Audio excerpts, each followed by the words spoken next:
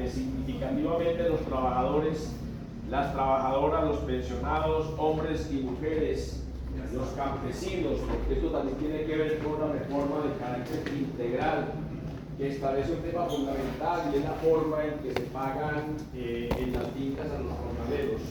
Y es que la reforma laboral, una apuesta fundamental del Gustavo Petro, en una decisión en la cual le termina cumpliendo a los trabajadores colombianos, debe ponernos a pensar seriamente en la necesidad de salir a respaldar en primera vuelta la candidatura de Iván Cepeda. Yo creo que en el marco del conversatorio que vayamos a tener un poco de dónde venimos, de cómo estamos, de quienes venimos batallando hace tantos años en la actividad sindical, que veníamos de tener unas condiciones específicas que fueron arrebatadas por un modelo económico y neoliberal, del cual fueron protagonistas los que gobernaron el país hasta el 2022, y que hoy pretendemos derrotar por segunda vez, y que específicamente busca garantizar que los trabajadores vuelvan a tener como reconocimiento aquello que les fue arrebatado: el cargo nocturno, el dominical, el festivo, el contrato de trabajo a término definido, el contrato de aprendizaje SENA, de la mano de una reforma pensional que creo que es importante tener como en cuenta y en consideración.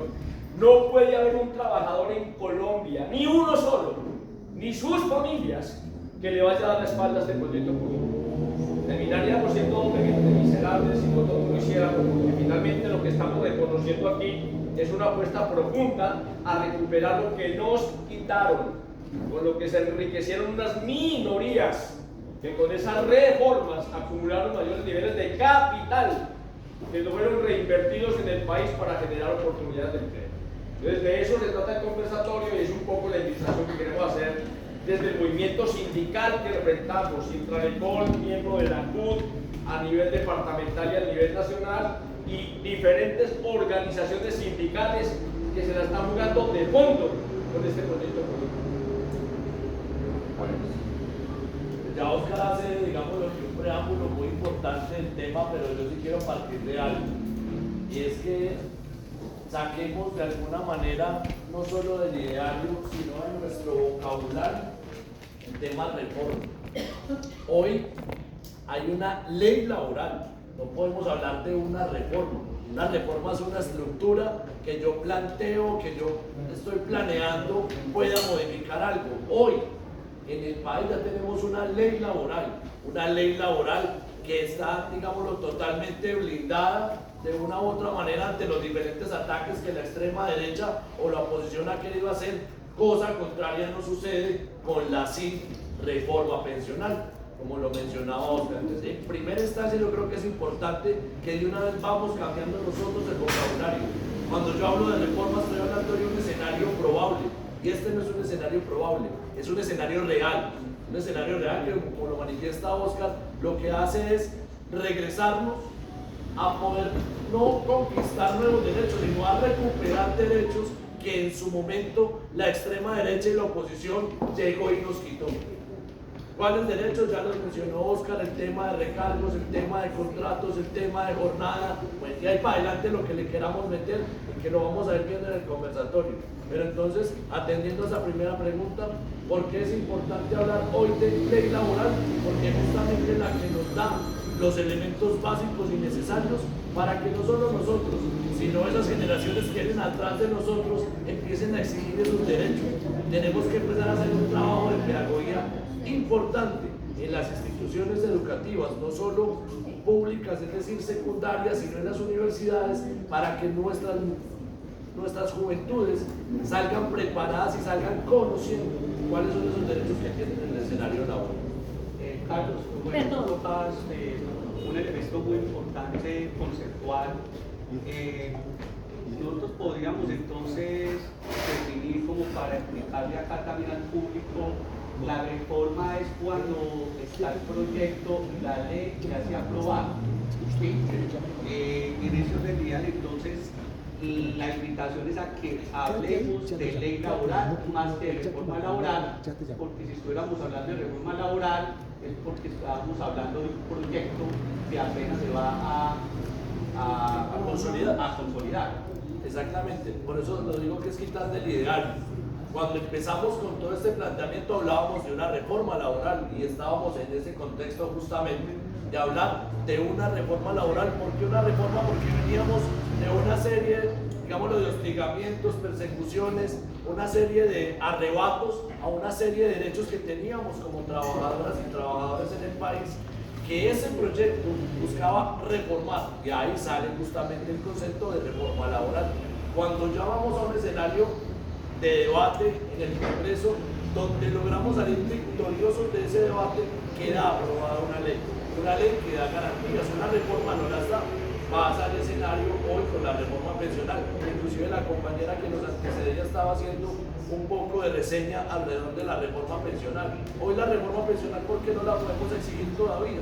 Porque está en curso de una serie de demandas ante la Corte, por lo tanto no puede ser ley, y al ser ley no la podemos exigir, cosa contraria con lo que en su momento fue la reforma, que hoy ya es ley laboral y que esa inclusive ya empezó a regir.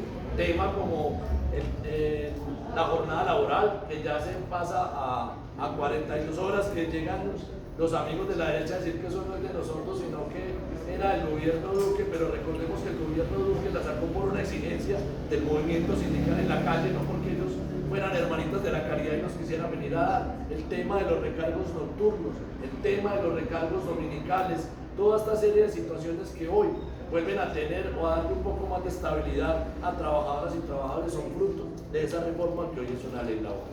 Antes de hacer una pregunta a Oscar Arturo, le voy a dar la palabra a David Ley, que pueda. Usted me disculpa que tenga que salir corriendo a los tres panelistas.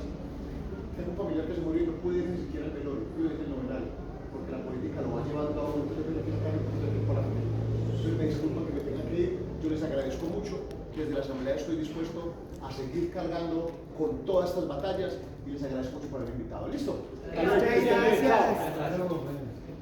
Sí.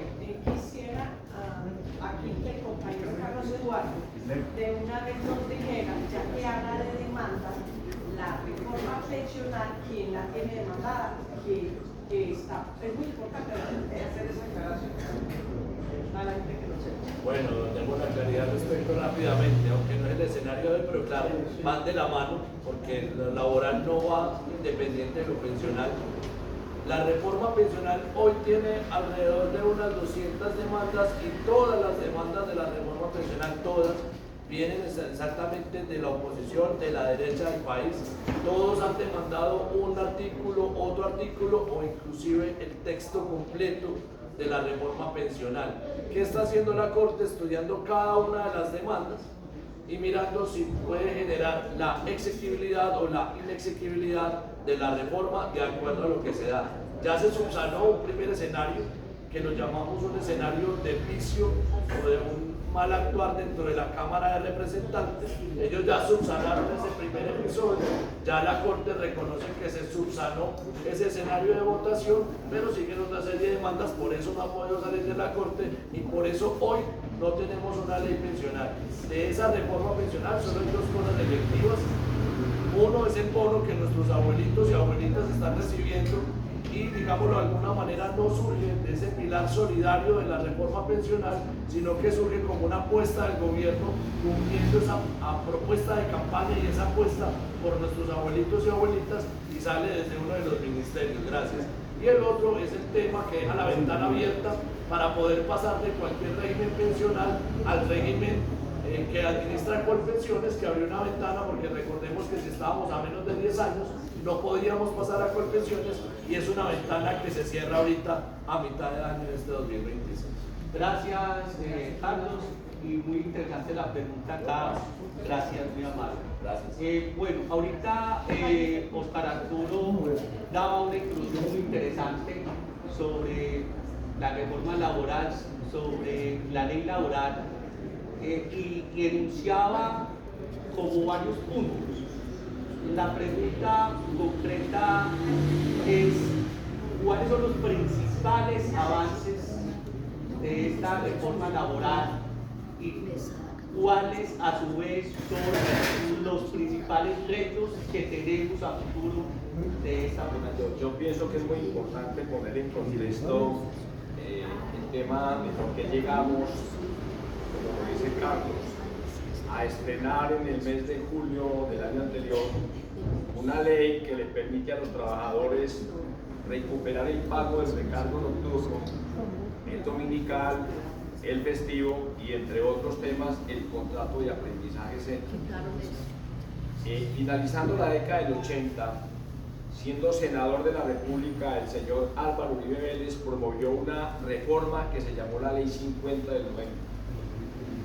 Hasta el 31 de diciembre del año 90, los trabajadores del sector privado, no hablo del sector público porque esa fue una reforma posterior, teníamos derecho a que el empleador nos pagara como cesantía el salario que teníamos multiplicado por la actividad.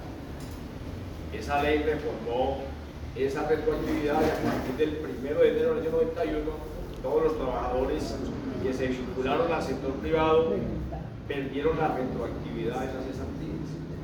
Pero el contrato de trabajo, lo decía la ley, antes de la ley 50 del 90, la cual fue ponente Álvaro Uribe Vélez, se convertía en un contrato a término indefinido después de 3 años de prórroga, porque ya el contrato tenía vocación de permanencia. Ahí nos convirtieron el contrato en un contrato a término fijo indefinidamente a 1 año. Si usted tenía 20 o 30 años de servicio, cada año le liquidaba su contrato, se renovaba 1 año, pero el día que lo fueran a echar, usted se iba a su casa con la liquidación de 1 año y pare de contar. Esa reformita se la debemos al doctor Uribe. La indemnización por despido sin justa causa estaba reconocida en el decreto 2361 del año 65, pero decía que después de 10 años de servicio usted tenía estabilidad laboral, no lo podían despedir. Por eso muchas empresas decían que no podían dejar llegar a un trabajador a los 10 años, porque inmediatamente adquiría el estatus de estabilidad. Ese era su contrato de trabajo y su garantía.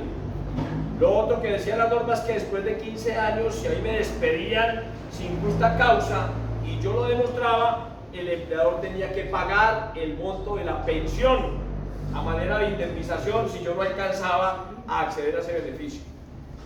Esa reforma no la hizo el doctor Uribe, siendo senador de la República. En el sentido, eso dice que iba a generar muchos puestos de trabajo en Colombia, porque el nivel de desempleo era por encima del 15, el 18, el 19 o el 20%. Pues eso no pasó. Los empresarios acumularon mayores niveles de capital, pero no se generaron nuevos puestos de trabajo. O sea, fue una reforma para los empresarios. Abarató el contrato de trabajo y abarató la mano de obra. No contento con esto, en el 2002, el doctor Uribe, siendo presidente de la República, promovió una ley que fue la 789, de la cual fue ponente el senador de la época, Oscar Iván Zuluaga. Esa reforma acabó con el recargo nocturno después de las 6 de la tarde y estableció que la jornada diurna iba de 6 de la mañana a 10 de la noche. Esa reforma modificó la tabla de indemnización, bajó de 40 días por año de servicio la indemnización a 20 días, o sea, abarató el despido de trabajadores. Y esa reforma estableció que los aprendices del SENA, que se vinculaban con un contrato de aprendizaje, pero que se beneficiaban de las convenciones colectivas de las empresas que los iban a patrocinar, perdían ese derecho. Esa reformita se la debemos al doctor Uribe en el año 2012. Pues bien, lo que hace este gobierno es retomar lo que le habían arrebatado a los trabajadores y plantearse un debate que no solamente eran los derechos individuales, había un capítulo especial en la reforma que era el derecho colectivo, es decir, que los trabajadores se podían organizar en sindicato y que los sindicatos podían presentarle pliegos a grupos empresariales, intentando fortalecer las organizaciones sindicales que de alguna manera en una democracia seria y que se respete deberían ser fortalecidos. En Colombia no. Este gobierno entendió que había una deuda histórica que había que reconocerle y que había que retribuir a los trabajadores. Esa reforma recuperó el recargo nocturno, recuperó el dominical, recuperó el festivo, recuperó el contrato de aprendizaje, que no lo habían quitado, ya lo teníamos, era un derecho, Uribe nos lo arrebató, este gobierno lo recuperó.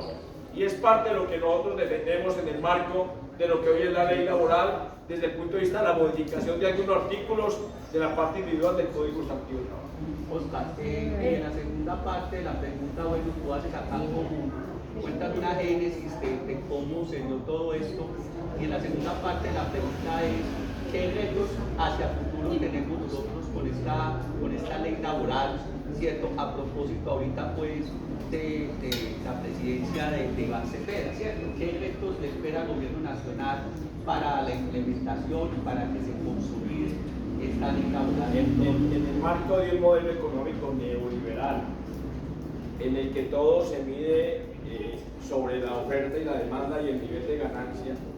Recuerden que los servicios públicos se convirtieron en un negocio, la salud se convirtió en un negocio, los recursos naturales se vendieron y ofertaron al peor postor, porque finalmente Uribe también modificó la reforma de la ley de hidrocarburos, generando una mayor rentabilidad para los que venían a llevarse el petróleo y el carbón, y estableciendo un mínimo recurso para los colombianos y las colombianas, siendo nuestros recursos naturales.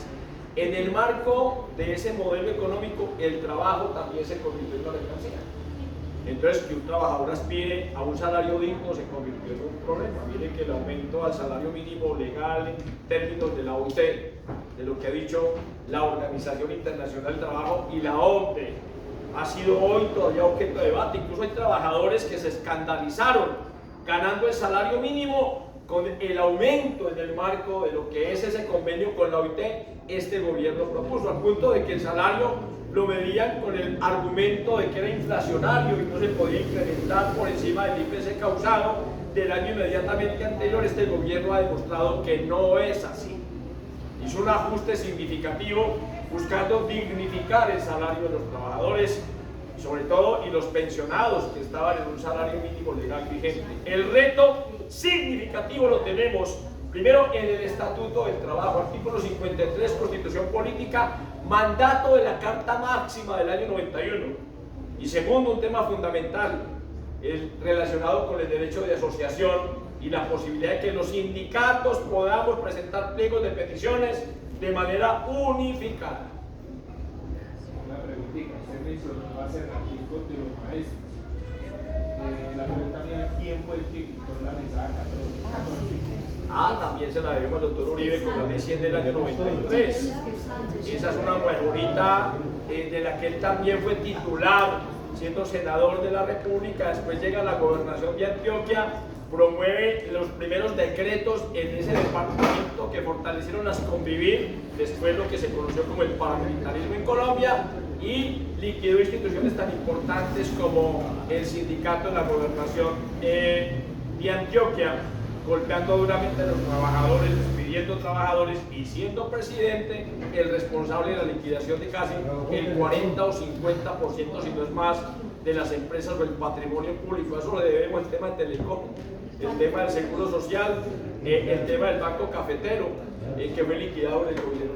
¿Cuánto hace que quitaron la mesada 14? Esa mesada fue modificada en el año 93 con la ley 100. Entró en vigencia después con una reforma que se hizo en el año 2005, que fue la modificación del artículo 48 de la Constitución Nacional, de la que también fue ponente el señor Álvaro Uribe Vélez, y terminó, desapareció el 31 de julio del año 2010.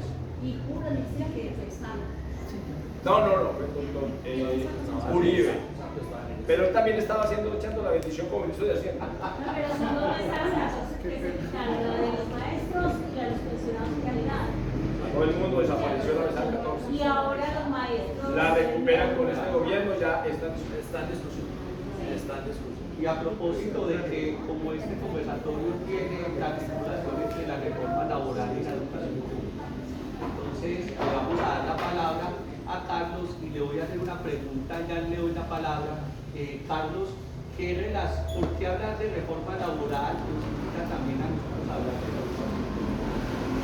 Hay varios escenarios cuando hablamos de ley laboral y cuando hablamos de educación pública. El primer escenario, y creo que uno de los más importantes, es el tema de formalización de las plantas de las diferentes entidades. En este caso, hoy los compañeros de ASPU a nivel nacional y específicamente en la Universidad de Caldas están en una pelea o en una lucha fuerte buscando justamente la formalización que ya está establecida en el decreto 391, pero que las administraciones de las entidades, en este caso en la Universidad de Caldas, no han ejecutado como debería haberse ejecutado. Ese es uno de los primeros pilares en los cuales se relaciona o se articula el tema de la ley laboral con el tema de la educación pública. En ese mismo escenario está el tema de la formalización o más bien la ampliación de planta en el tema sector público, educación pública, en los niveles de educación básica, media y técnica, es decir, en los preescolares, escuelas y colegios. ¿Por qué? Hay un ordenamiento desde hace años, no es de ahorita, donde los chicos de primera infancia, es decir, niñas y niños de 3, 4 y 5 años deben estar ya en las escuelas públicas. Pero hoy no se ha tenido la oportunidad de poder ampliar la planta y que las instituciones educativas tengan maestras y maestros para atender toda la población como estaba allí. Hay unos acuerdos con PECODE donde había un porcentaje de aplicación o empezar a aplicar esta atención, digámoslo, a la primera infancia, que hoy todavía está en stand-by y es donde tenemos un reto.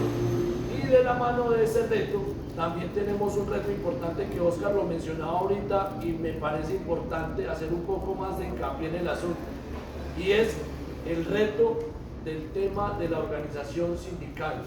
Hoy el movimiento sindical no solo es declarado víctima del conflicto, sino que es declarado sujeto de reparación colectiva en el marco de ese conflicto. Es decir, hoy como movimiento sindical le estamos diciendo al Estado, nosotros como movimiento sindical que hemos defendido el Estado, que hemos defendido al pueblo en las calles, hoy tenemos un número de muertos bien grande, un número de desaparecidos, un número de personas perseguidas, bueno, y todo lo que le quieran colocar, y hoy somos sujetos que estamos reclamando en ese escenario la reparación colectiva. Y aquí quiero hacer una alusión a un anuncio que hace el ministro Sanguino el día de hoy, inclusive está reciente, el próximo 1 de mayo, Día Internacional de la Clase Trabajadora. El Gobierno Nacional va a emitir un decreto para empezarle a dar vida a ese reconocimiento y justamente a empezar, digámoslo de alguna manera, ese proceso de, digámoslo, de certificar no solo al movimiento sindical como víctima, sino a darle ese papel relevante, y lo hablan desde un escenario que me pareció muy bonito, y es una frase que dice: sin sindicato no hay democracia. Entonces, desde ese escenario es un decreto que plantea más o menos 180 puntos donde se va a empezar a hacer esa reparación colectiva. Nosotros como movimiento sindical no pedimos en la reparación colectiva ni 1, ni 2, ni 3, ni 10 millones de pesos, no estamos pidiendo plata.